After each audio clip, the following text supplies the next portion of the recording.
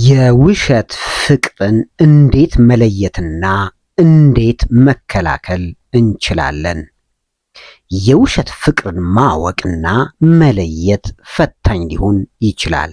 ነገር ግን አፍቃሪህ ወይም አፍቃሪሽ የእውነት ስለማፍቀሩ ወይም ስለማፍቀሯና ፍቅራቸው የሐሰት መሆኑን ወይም አለመሆኑን ማወቅና መረዳት ለስሜታዊ ደህንነትሽ እጅግ አስፈላጊ ነው። ምክንያቱም ብዙዎች በውሸት ፍቅር ውስጥ ሰምጠው ገብተው ብዙ ከተጓዙ በኋላ ትልቅ የልብ ስብራት ደርሶባቸው ፍቅር ለምኔ ብለዋልና።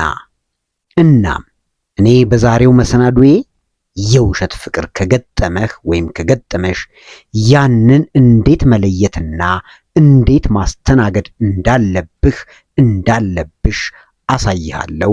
ዝግጅቱን እስከ መጨረሻው ተመልከቱት። የውሸት ፍቅር ምልክቶች። 1. አለመመጣጠን። የውሸት ፍቅር የሚሰጥ ሰው ብዙውን ጊዜ ይመጣል ይሄዳል። እንደ እውነተኛው የፍቅር ሰው ወጥነት ያለው ባህሪ አይኖረውም። ምቾት ያለው የፍቅር ስሜትን አይሰጥም፣ አይቀበልም። 2. የድጋፍ እጦት። በእውነት የሚወድህ አፍቃሪ ግቦችህን፣ ህልሞችህንና ደህንነትህን ይደግፋል፣ ያግዛል። የውሸት ፍቅር ያዘለው አስመሳይ አፍቃሪ ግን እውነተኛ ፍላጎት የለውም፣ ድጋፍና ማበረታቻም አይሰጥም። 3. ራስ ወዳድነት። የውሸት ፍቅር ብዙውን ጊዜ ከልብ ከመነጨ የደስታ የፍቅር ስሜት ይልቅ የሚመራው በራስ ወዳድነትና የሆነ ነገር ወይም ጥቅም ለማግኘት ባለው ፍላጎት ነው። ይህም የሚፈልገውን ካገኘ በኋላ ትቶ እብስ በማለቱ ይገለጻል። ትቶ እብስ ማለቱ ብቻ ሳይሆን ዳግመኛ ወደ ኋላ መለስ ብሎ ባለማየቱም ይታወቃል። 4. ሁኔታዊ ፍቅር። አንድ ሰው ከአንተ ወይም ከአንቺ የሆነ ነገር ሲፈልግ ብቻ ፍቅርን ካሳየ የውሸት ፍቅር ዋነኛ ምልክት መሆኑን ተረጂ።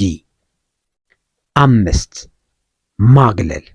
የውሸት ፍቅር ባለቤት የሆነ ሰው ለአንተ ወይም ለአንቺ ከሚያስቡ፣ ከሚጠቅሙህ እና ከሚወዱህ ጓደኞችና ቤተሰብ እንዲሁም ሌሎች ሰዎች ልታለያይህ ወይም ሊያለያይህ ይችላል።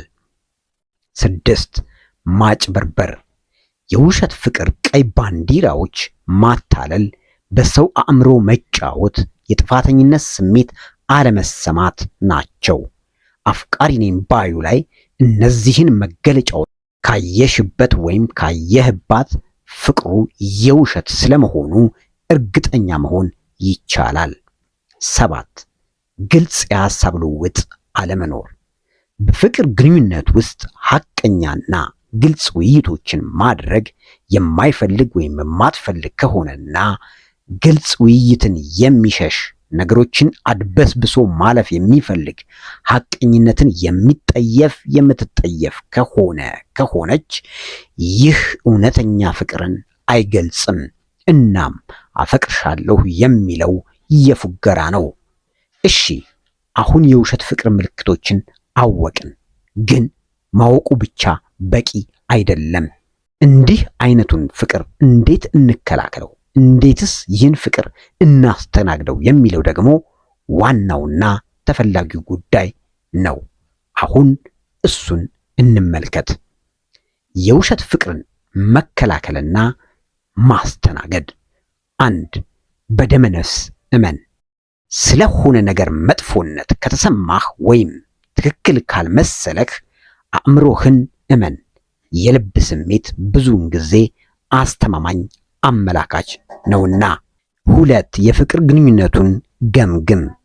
በፍቅር ግንኙነት ላይ ፍቅር፣ አክብሮትና እንክብካቤ ስለመሟላቱና ዘለቂታዊነት ያለው ስለመሆኑ እርግጠኛ ሁኚ። 3. ተግባቡ። ስለ ፍቅር ግንኙነታችሁ ስጋቶች ከአፍቃሪ ጋር ተወያዩ። በታማኝነት ተነጋገሩ።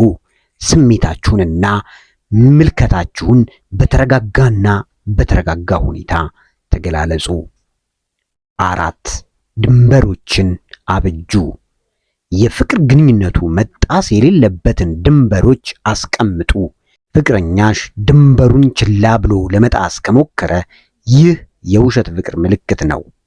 ለምሳሌ ወሲብ ላለመፈጸም ገደብ አስቀምጣችሁ ይህን ገደብ ፍቅረኛሽ ካንቺ ፍቃድ ውጭ ሊጥስ ከሞከረ እሱ የውሸት ፍቅር ላይ ያለ ሰው ነው ማለት ነው። 5 ምክር ፈልግ። ስለተጠራጠርካት ወይም ስለተጠራጠርሽው የውሸት ፍቅረኛ ከጓደኞችህ፣ ከቤተሰብህ ወይም ከፍቅር ግንኙነት አማካሪ ጋር ተነጋገሪ። ከእነሱ ጠቃሚ ግንዛቤዎችና ድጋፍ ታገኛላችሁ። 6 ለራስ እንክብካቤ ትኩረት ስጥ። ምንጊዜም ለራስ ደህንነት ቅድሚያ ስጡ። የፍቅር ግንኙነቱ ምንም ይሁን ምን ደስተኛና እርካታ እንዲሰማህ አድርግ። የራስህን ደህንነት አደጋ ላይ የሚጥሉ እንቅስቃሴዎች ውስጥ አትሳተፊ። 7 ለመራቅ ዝግጁ ሁን። የውሸት ፍቅር ምልክቶች ከቀጠሉና ችግሮቹን ለመፍታት የምታደርገው ጥረት ውጤታማ ካልሆነ ግንኙነቱን ለማቆም ወስኚ። 8 ይማሩና ያሳድጉ። ልምዱን ለሌላ የፍቅር ግንኙነት እንደ ዕድል ተጠቀመው። ለወደፊቱ ተመሳሳይ የፍቅር ግንኙነቶችን ለማስወገድ ተጠቀሚበት። 9 በርትተህ ኑር። ከውሸት ፍቅር ጋር መገናኘቱ በስሜታዊነት ፈታኝ ሊሆን ይችላል። ነገር ግን የውሸት ፍቅር የሚያስከፍለውን ዋጋ አስታውሱ።